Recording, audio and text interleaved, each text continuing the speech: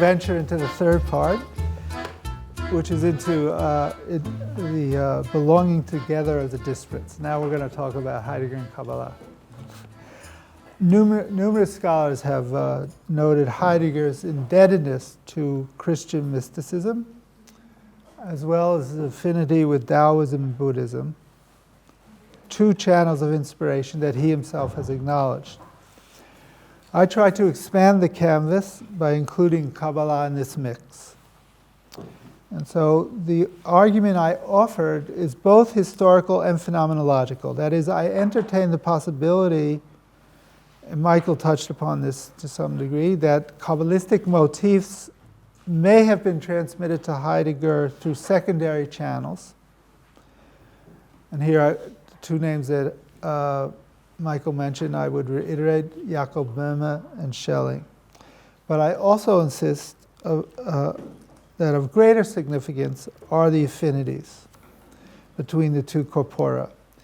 In either case, implicit in my hypothesis is an alternate way of thinking about the historical development of Western thought in the modern period and continuing into the 20th and 21st centuries, and specifically as it relates to the importance of esotericism and mystical gnosis. So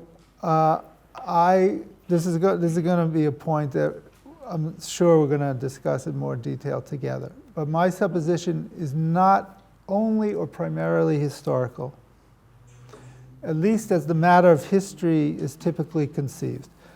So I beg your indulgence, if you look at text number 20, this is from the introduction of Heidegger and Kabbalah. The predictable anachronistic charge of anachronism against this approach is readily dismissible as the philological insistence that a text be studied in a diachronically modulated historical context, though valid up to a point, need not be accorded hegemony in the hermeneutical task of constructing meaning. Availing ourselves of the Heideggerian distinction, the analysis in this book, that is Heidegger and Kabbalah obviously, may be considered historical as opposed to historiological. I have no intention of equating Heidegger and Kabbalah on the basis of superficial comparisons that ignore the specificity of the respective historical, social, and cultural environments that informed each body of thinking. On the contrary, I embrace the discipline of philology as the means that is necessary for both the historicist situating of a text in its literary milieu and the deconstructionist deciphering of the textual sense, a venture that doubtlessly would demarcate the substantial differences even as it points to considerable correspondences. Beyond that criterion, however, the meaning one imparts to or elicits from a text should not be corroborated solely on the basis of genealogy or chronology. So based on this distinction between the historical and the historiological, we cannot rule out the possibility that Jewish theosophical speculation inspired Heidegger's inceptual thinking, even if, and we could probably say with certainty, unbeknownst to him. But this is a stimulus that remains unspoken and unthought. It is entirely possible that Kabbalistic ideas made their way into Heidegger's thought through those secondary conduits. And I would also throw in here Meister Eckhart. The latter, Schelling in particular, seems to be the most important secondary channel.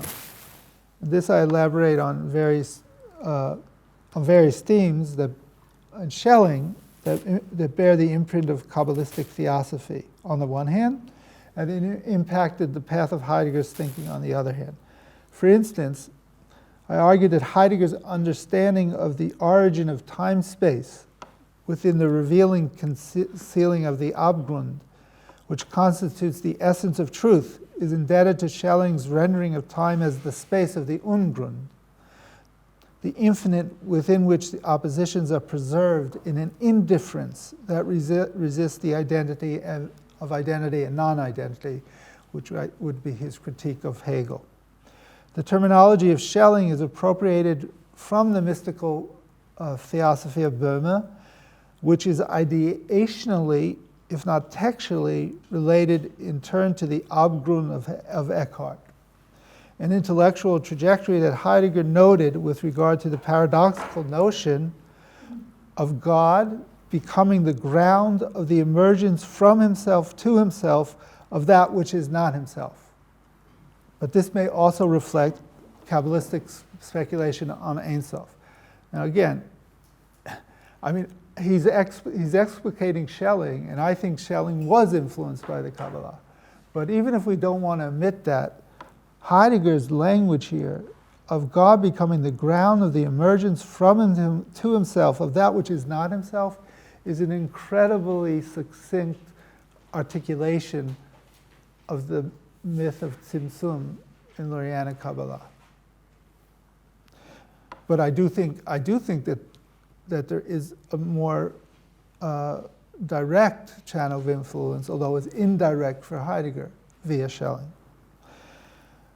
We can impute to both the Kabbalistic Ein Sof and the Heideggerian Seinsdenken the remark of Schelling that, quote, the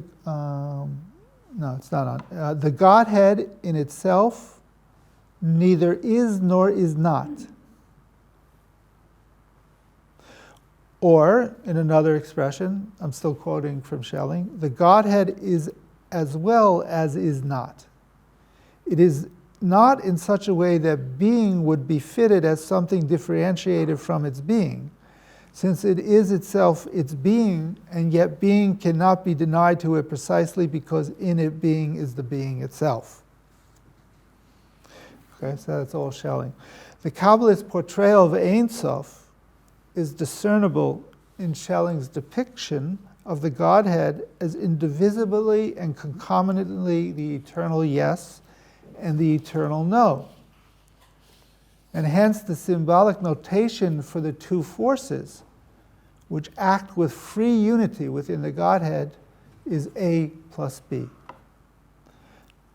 Just as Schelling speaks of the Übergottheit, the super Godhead, if you will, as the pure equivalence, gleich Gutlichkeit, or indifference, there is, quote, that is nothing and yet everything.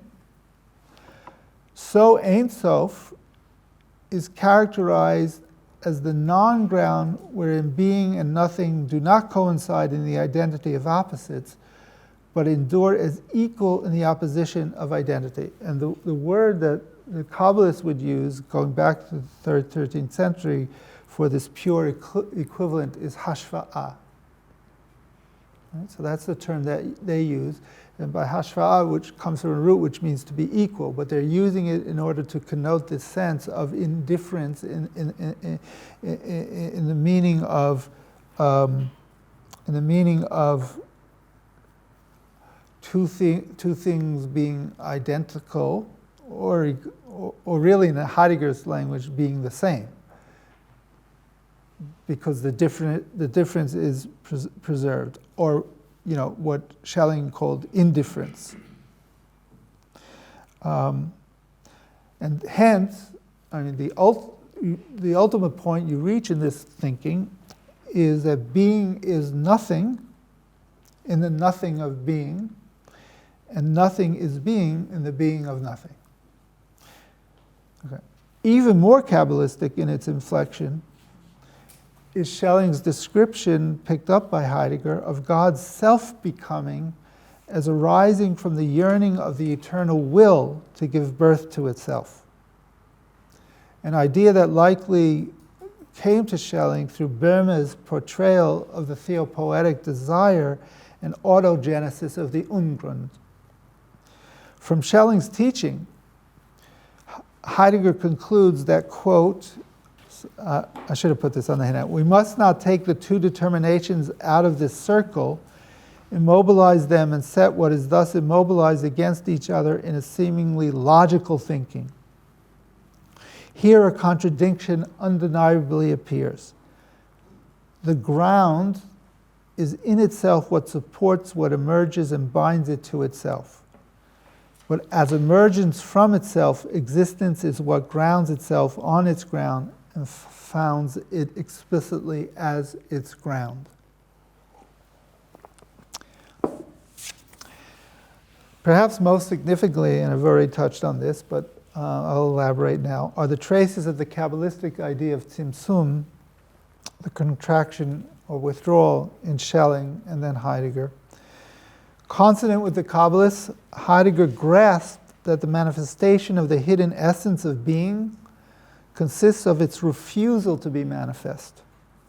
And hence it can be said of being that it reveals itself as the nihilation of being. A likely channel to explain the affinity between Heidegger and the Kabbalists on this matter is Schelling, who argue that the force of contraction is the real and actual beginning of everything. The greatest glory of development, Schelling continues, is not expected from what easily unfolds. It is expected from what has been excluded and which only decides to unfold with opposition. So you begin with a contraction, right? A limitation, and then the unfolding. But because the unfolding begins from the holding back, the withholding, because the unfolding ensues from the withholding, what unfolds does so through an opposition. And that was the A plus B that I mentioned earlier. Right? But A plus B, not A equals B. Right? A plus B. So the two have to be preserved in their difference. And their equality preserves their difference. More specifically, Heidegger advances Schelling's Kabbalistically inflected insight that the ground of revelation is precisely what negates all revelation. Right? By relating the motif of the twofold nature of the unveiling and veiling of being to the character of truth as the unconcealment in which the concealment prevails as the concealing that conceals the unconcealing. I hate to sound like Heidegger, but there's no other way, really, to explicate him but sort of to fall into his language. But again, from my point of view, is that all of this has remarkable affinity or assonance with what we find in Kabbalistic sources. Again, being, going back to Heidegger, being's primordial self-illumination is thus described in his essay on Anaximander from 1946 as the unconcealment of being that darkens the light of being, which leads him to a rhetorically startling conclusion that coincides with a principal paradox of the Kabbalistic understanding of infinity. By revealing itself, I'm just seeing, I don't know why I missed all this. All right. By revealing itself in its being, by revealing itself in the being, being withdraws. Okay, so again you see Heidegger working out what I think he picks up from Schelling. Right? There's that opposition, the withholding and the unfolding. By revealing itself, being withdraws. In the es gibt, in the giving, es gibt sein, in the giving of being, there's a non-giving, an ungiving. And that's precisely the nature of the giving of being in beings. It's withheld from those beings, even as it gives those beings. Right? And similarly, as we'll see for the Kabbalists, and I'm going to elucidate that specifically from the Chabad tradition, the Ein Sof, the infinity, is manifest in the finite worlds to the degree that it is concealed therein. Right? Now, there's much more that we could say about the impact of this Kabbalistic idea on Schelling and Heidegger, but what I've shared should be sufficient for our purposes. Now, I would want to add here to this possibility that Böhme and Schelling helped transmit some of these motifs to Heidegger, we shouldn't neglect that there were other conduits in Western philosophy. Perhaps Spinoza, as has been argued, Leibniz, as has been argued, and surely the Renaissance Neoplatonists and Christian Kabbalists. Notwithstanding these potential historical connections, it is true that my argument assumes a different form. Influence is not the focal point, but rather the constellation of themes underlying the respective viewpoints of Heidegger and the Kabbalists, a constellation that demonstrates the disarming correlation as opposed to dialectical coincidence of sameness through difference. That is, the identity of the non-identical and the preservation of the non-identity. Now, again, I'm quoting from Michael's interview. And you heard some of this in his opening remarks. This is the question he posed to my methodology. What conditions, and I'm repeating, not knowing that Michael was going to present. So, what conditions make it possible, conceptually speaking, for Kabbalah to have any affinity at all, and hence any affinity, any influence at all upon Heideggerian thinking? What is the ultimate source of the striking affinities? What is the source of the sameness in the difference? Now, interesting, Peter raised a similar concern in his interview. And he said, what I would like to discuss with him, meaning me, on a theoretical level is what exactly can count as a striking affinity in this context. Does it entail a third agent, an a priori criterion for affinity in general? I can compare two cars, Peter goes on to say, precisely because they are both cars. But what is the common denominator between Kabbalah and Heidegger? Do we have to look for historical connections beyond our transcendental self-consciousness? Is there an unknown history which still needs to be discovered? So, I did try to answer this by mapping a subterranean history to explain how certain Kabbalistic motifs found their way into Heidegger. And I say in Heidegger and Kabbalah, it may very well be that Heidegger became aware indirectly of Kabbalistic motifs and symbols through the work of Schelling. Actually, I'm not going to read that whole thing because they've already made the point here. But these historical networks do remain unthought on his path of thinking, and unthought precisely in his understanding of that term, ungedacht. That which continuously engenders thinking and is never subject to be thought once and for all. Now, in all due respect, I'm not sure of the effectiveness of the metaphor of a car. Comparing two paths of thinking seems to me more intricate and complex than comparing two kinds of an automobile or any machine for that matter. Now, I cannot identify a common denominator. I can only be struck by the conceptual affinities, offering perhaps some channels, but I wouldn't call this a common denominator. Now, I would also add that we should consider seriously the turn in Heidegger's mode of thinking, his, trying to get back to a Denken, which is also a Dichten, or even though they're not they are the same for Heidegger. They're not identical. The way of thinking and poeticizing, they belong together in the sameness of their difference.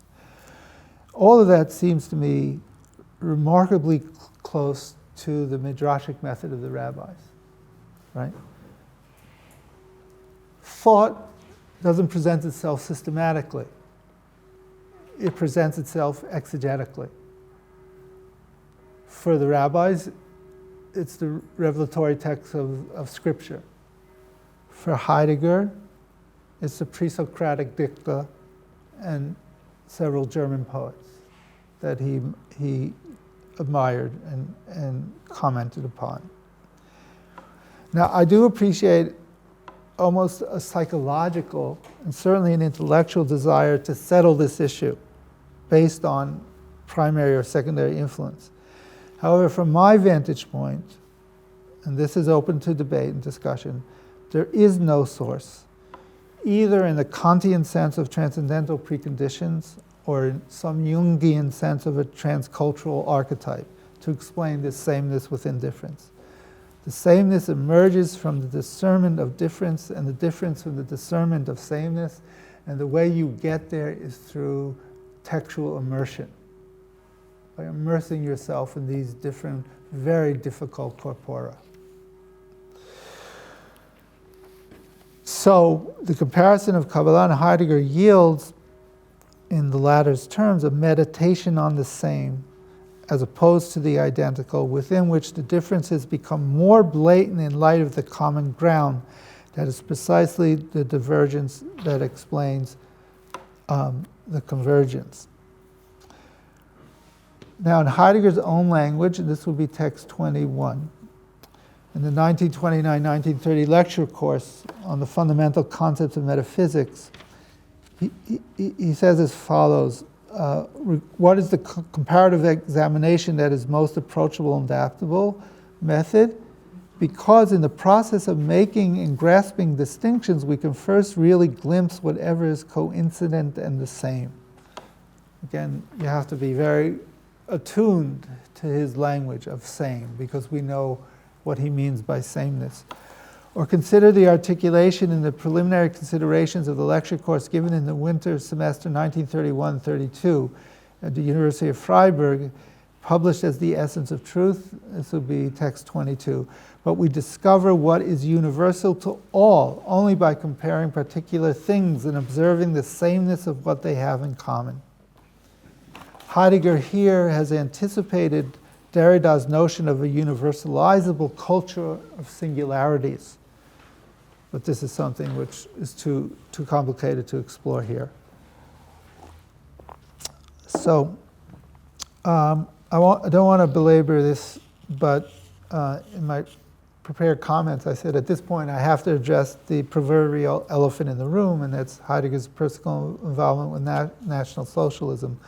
But I don't want to. I think I'm going to not get into that here. But obviously I'm aware of this. Before I wrote the book Heidegger and Kabbalah, I chose to write another book that deals exactly with this topic, called The Duplicity Philosophy Shadow, Heidegger, Nazism, and the Jewish Other. But all I would say is that without putting that under the rug, so to speak, actually letting it surface renders even more remarkable that the path of his thinking can be illumined by and can illumine the theosophic ruminations of the Jewish esoteric tradition. Now, I do point out that in both Heidegger and the Kabbalists, we find a coupling of what I call semantic essentialism and ethnocentric chauvinism. That is a privileging of a particular language as disclosive of the truth of being, and the consequent affirmation of a unique cultural destiny of a particular ethnos to be the custodian of that language in the land of origin. A potential that a position that harbors the potential for the disvaluing of others in racial terms. Predictably, I've been criticized for making such a comparison. And one scholar, to whom I've already alluded at the beginning of my remarks, even accused me of an offense akin to bringing the idol into the holy space of the temple. Now, that same scholar suggests that one should only use external sources if those sources illumine positive features of Jewish history and culture. To me, that's preposterous. But more significantly, one cannot ignore the fact that the Kabbalistic worldview is deeply informed by a similar triangulation of land, language, and peoplehood. And if I could just share anecdotally, I told somebody about this criticism of me in the last chapter of Heideggerian Kabbalah, and he said,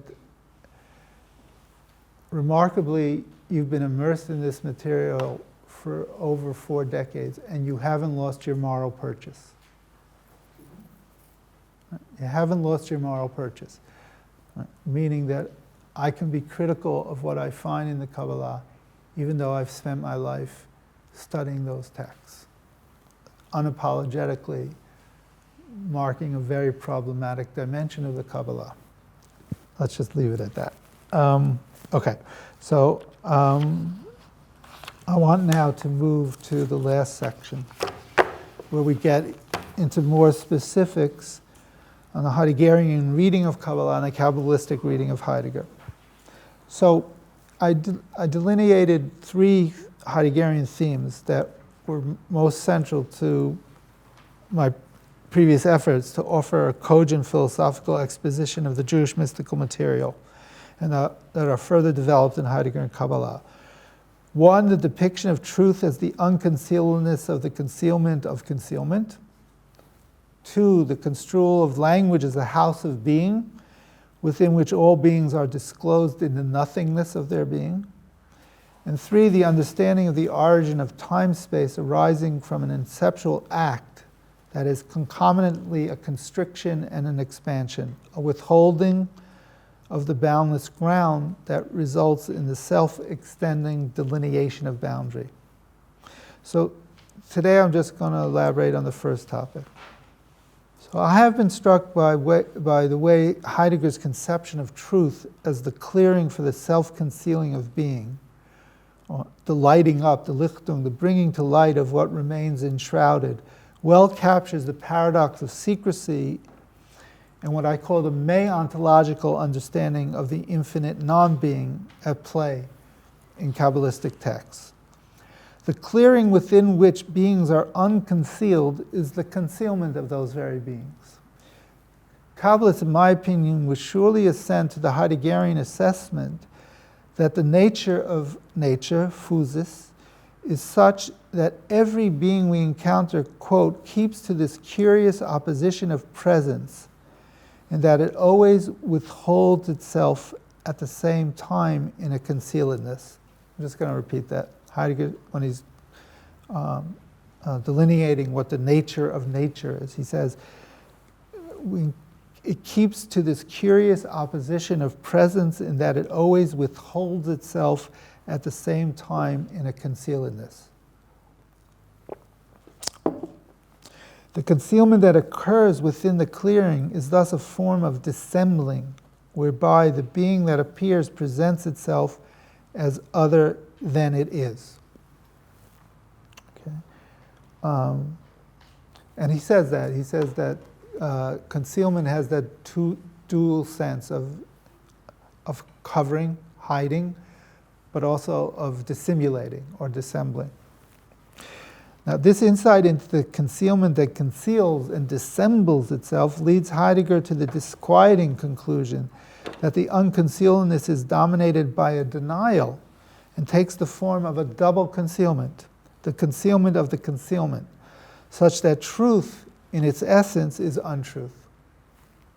A proposition that is not intended to state that truth is necessarily falsehood, but only that, in defiance of the principle of non-contradiction, it is always itself and its opposite. That is, truth is the disclosure regarding which it is essential that it remain concealed. Much as Heidegger understood that untruth belongs inextricably to the nature of truth, insofar as the latter is the unconcealment of that which is hidden or forgotten, the mystery, that is the concealing of what is concealed, the non-essence that is essential to the essence of truth, the self-withdrawing that initiates the non-showing of being in the showing of every non-being, So for the Kabbalist, divulging the secret is a double negative that yields a positive, the concealment that conceals itself to be revealed. Heidegger accurately, even if unsuspectingly, expressed the guiding principle of Kabbalistic esotericism. A mystery, Geheimnis, a mystery is a mystery only when it does not even come out that mystery is at work. Of course, we should also think of Geheimnis and Heim, right? The mystery and home, and the comments I shared before in terms of the Unheimische, the unhomely, which is being essential to being at home. All of that is related in Heidegger's thinking. In a decidedly Kabbalistic tone, Heidegger writes elsewhere, all revealing belongs within a harboring and a concealing. Oh yeah, so this is 28. All revealing belongs within a harboring and a concealing, but that which frees, the mystery, is concealed and always concealing itself. Freedom is that which conceals in a way that opens to light, in whose clearing shimmers the veil that hides the essential occurrence of all truth and lets the veil appear as what veils. And that's all Heidegger. To let the veil appear as what veils. Right? Very interesting turn of phrase there. To let the veil appear as what veils. Which I take to mean that the lifting the veil would amount to apprehending that there is no way to see what is behind the veil, but through the veil. Hence, the final veil to lift will be the veil that one can lift the final veil. Right? That is to say, there is no final veil that can be lifted, because with every veil that is lifted, there's another veil that's unfurled. So I want to mention to you a passage from Sholem, Gershom Sholem. You'll see how it relates to what we've been talking about. And he's extrapolating the cosmological ramifications of this hermeneutic of secrecy from talking about Kabbalistic texts. And he says that, this is text 29, the secret signatures, or the Hebrew term rishumim, which he mentions, that God had placed upon things are as much concealments of his revelation as revelation of his concealment. Okay? So prima facie, it would seem Sholem's approach is close to what I've just shared with you, but there is one decisive difference.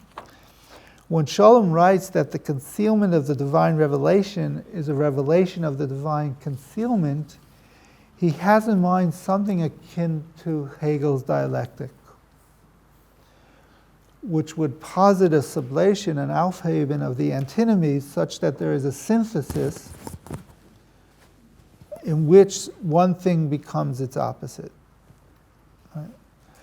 But my position, by contrast, would be more consistent with Heidegger's idea of the belonging together, right? Because it's not simply that you find a concealment following a disclosure, or a disclosure following a concealment, but the disclosure is itself a concealment, and the concealment is itself a disclosure. That, I think, is the intonation of the Kabbalistic paradox. That's what I think the Kabbalists were trying to articulate, right? So it's much closer to the Heideggerian understanding of the unveiling of being, right?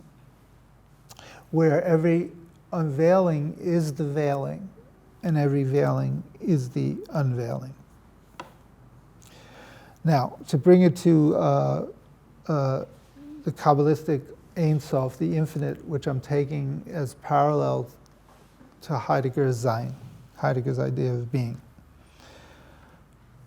or certainly with the so-called later Heidegger. So there are numerous reflections in Kabbalistic literature, again going back to the 13th century, on the on the nothingness of the Ein Sof, of the infinite. And it's marked as the being that is beyond being and non-being. Some Kabbalists actually say that quite literally, lo yesh v'lo ayin. It's neither something nor nothing about the Ein Sof. Now, I believe these do provide a window through which we can examine the path of Heidegger's later thought, which, as you know, is predicated on conceiving of Sein as being spelled in the old way with a Y, S-E-Y-N, in distinction from beings. That Sein is nothing, and thus turns paradoxically on the poetological heating of the unspoken in what is spoken. Now, Kabbalists have resolutely declared that all that exists is a manifestation of the Or Ein Sof, of the light of the infinite. But every manifestation of that light, perforce, must be a concealment, since what is innately hidden, namely the Ein Sof, the infinite, can be revealed only insofar as it endures as being hidden. Perhaps most conspicuously, the conceptual footing of the myth of Tzimtzum, the primordial act of divine kenosis, an idea whose roots go back to the 13th century but which was expressed more explicitly in the 16th century, is the paradox that concealment is the cause of disclosure and disclosure the cause of concealment, which is language used explicitly by the Kabbalist in Sfat, Moses Cordovero. Translated phenomenologically, every appearance of the infinite is a non-appearance, whence it follows that the infinite is present in the world to the degree that it is absent from the world. Indeed, infinite light, or the light of the infinite, is present precisely as that which is absent, not as a presence presently absent, or as an absence absently present, but as the absent presence that continuously withdraws in the spectacle of its present absence. Now, one of the most profound enunciations of this paradox is in the word play between ha'olam, the world, and he'elem, concealment, very prominent in Chabad literature, where it signifies that the finite world is the place of concealment of the infinite light. So it's the very withdrawal of Ein Sof, not only in the originary Tzimtzum, but continuously. It's the very, they wouldn't say withdrawal, they would say the concealment, right? Chabad would say Tzimtzum is not that the light actually withdraws itself, but it's concealed, it's hidden, because it's present in its hiddenness. Right? So, but it's that very hiddenness which makes possible the manifestation of the world as an ontically separate entity, what they will refer to as a yesh nifrad, something separate. Now, I'm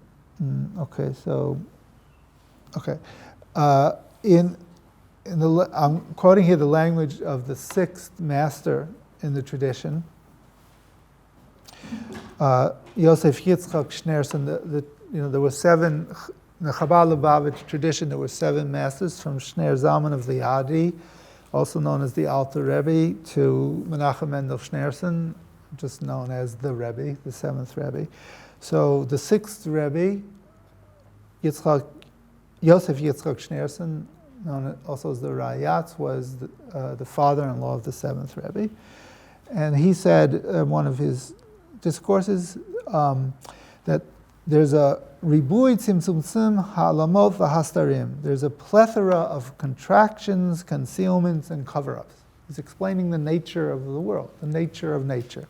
So he says that we have to say that there's a plethora of these contractions, tzimtzumim, concealments, ha'alamot, and cover-ups, hastarim, in the concatenation of that light, the hishtalshalut ha'or, the concatenation of the light of the infinite, until there can be something that is the opposite from what is wholly divine.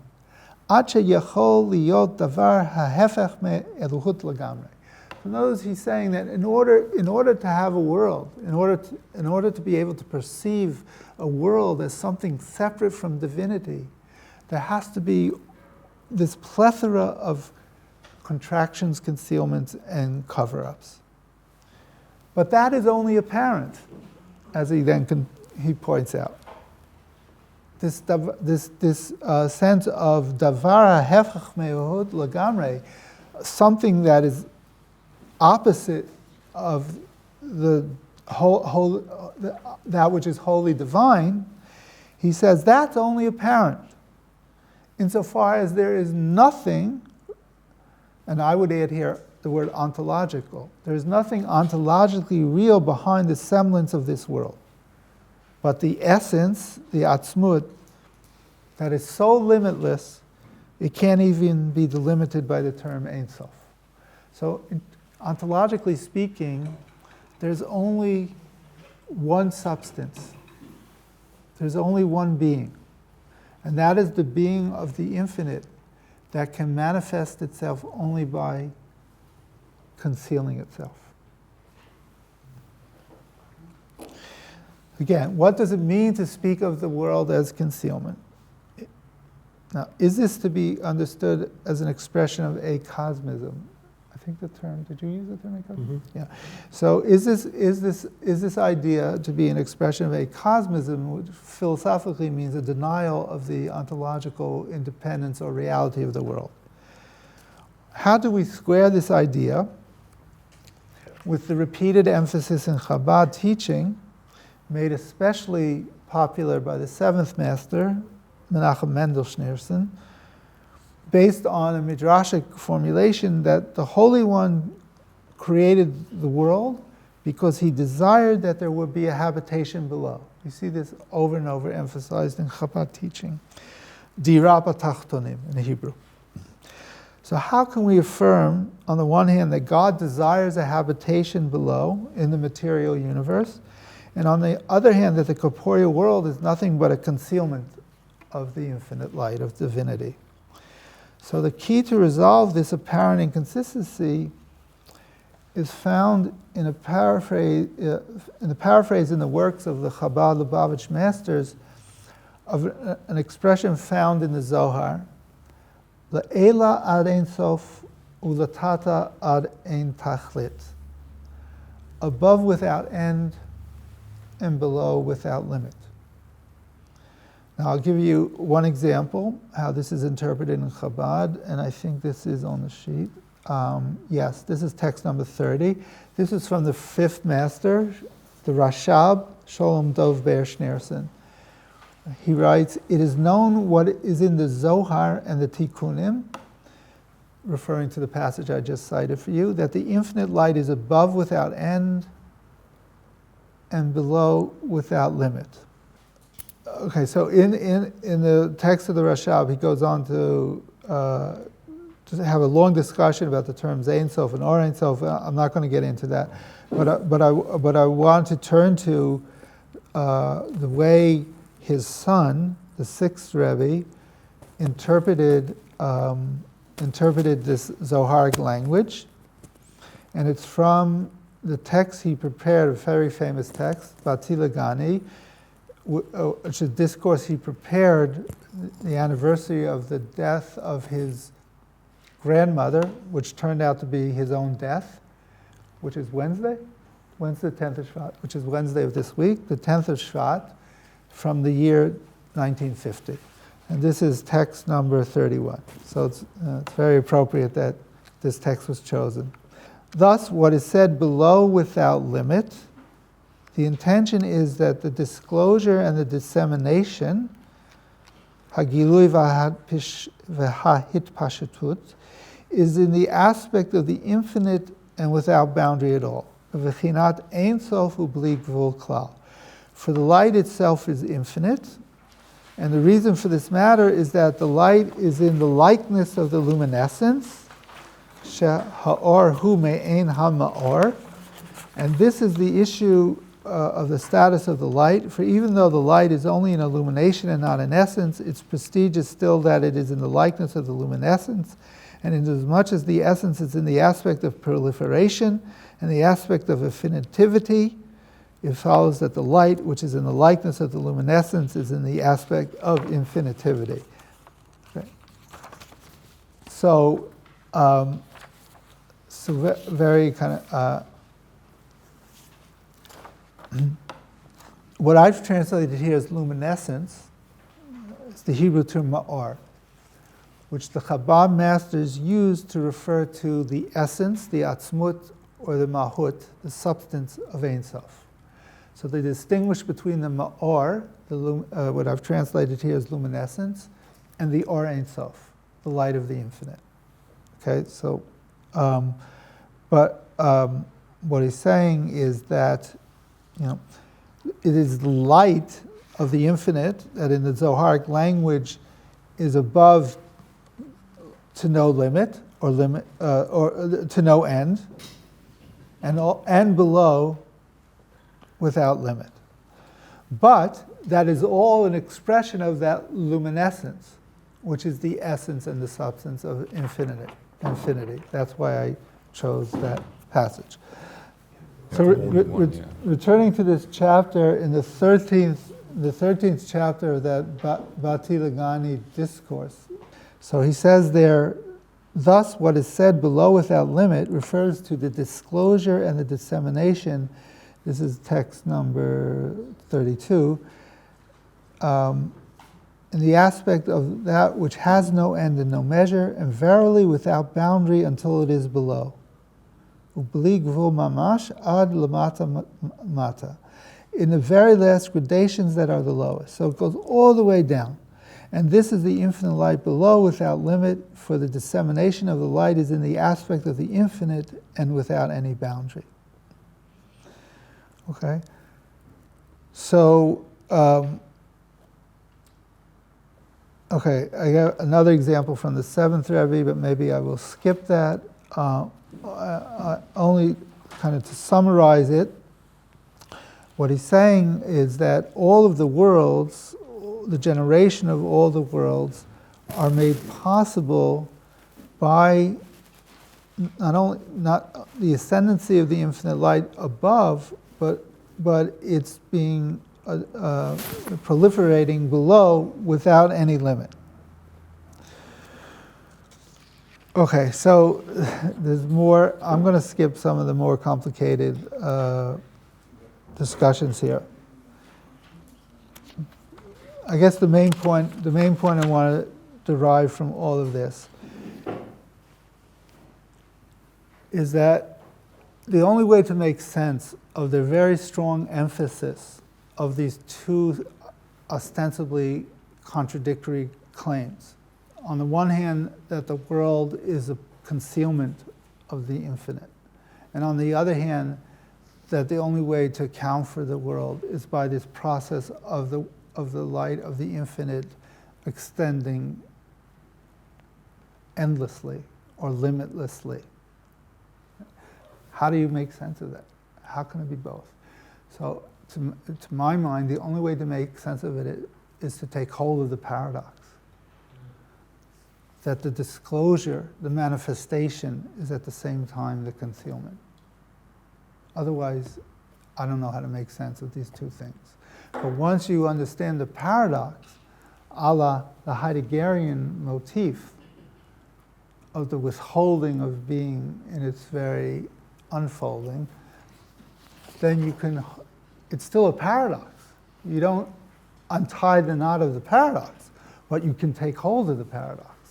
And it moves from being contradictory to paradoxical. And there's a huge difference between a contradiction and a paradox. I should say that the Shlomo Zalman of the Shner Zalman of Liati, the Alter Rebbe, the first Rebbe, said about this attempt to understand this disparity between the emanation and what is above the emanation.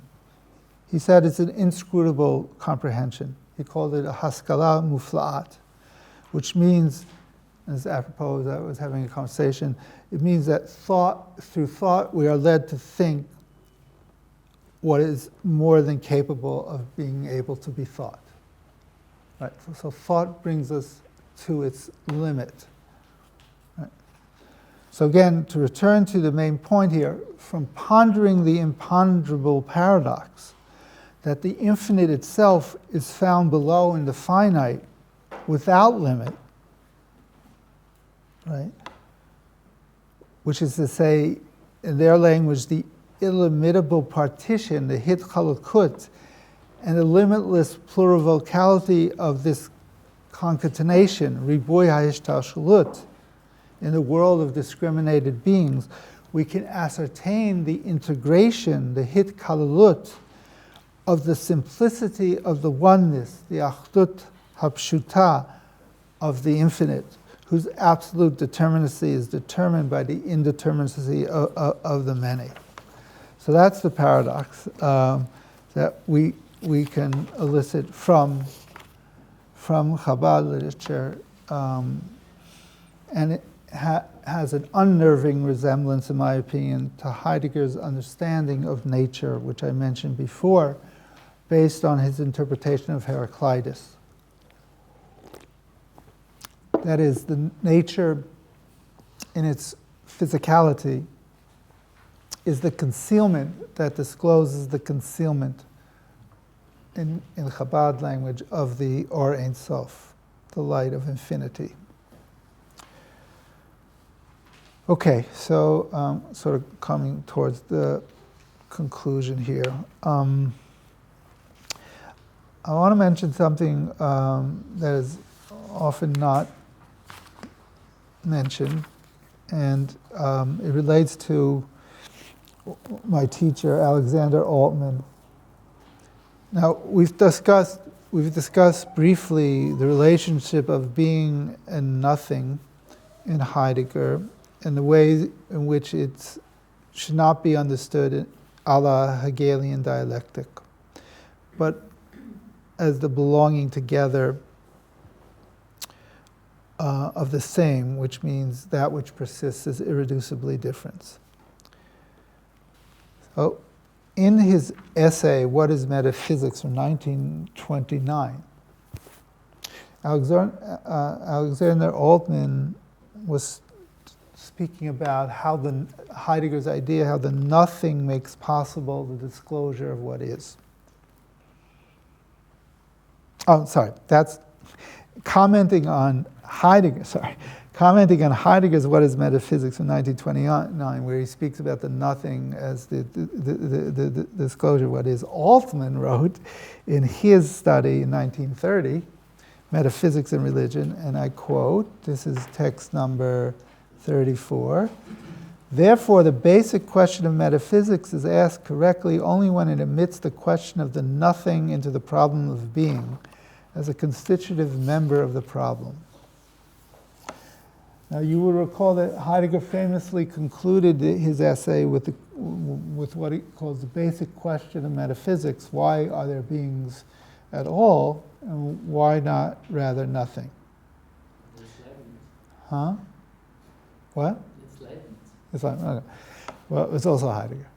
I mean, okay, so the reader, but here's the point, I don't think what I'm going to say now is Leibniz.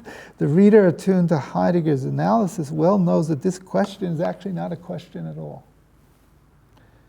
Or the answer is contained in the question. There is no thing without nothing. Which is to say, no being can be manifest without the being that is itself not a being, and therefore not subject to being manifest except as the unmanifest. And I think Heidegger makes this clear in his 1943 postscript to What is Metaphysics, where he says, "The nothing as other than beings is the veil of being." And then in the 1949 edition, he glossed his own last line as, "The nothing, that which annuls, that is, as difference, is as the veil of being, that is, of being in the sense of the appropriative event of usage." That the nothing is the veil of being means that being is revealed through the nothing by which it is revealed. Being is thus not to be conceived metaphysically as the presencing unmasked as the absence that is absent as presence, or the presence present as absence. Again, there's more that we can say about this, but it all leads again to what Heidegger says in his study of Anaximander, which I mentioned before: by revealing itself in the being, being withdraws. And this is consonant, again, with the Kabbalistic idea, which is articulated with much nuance by the Chabad masters. And I've already shared that with you.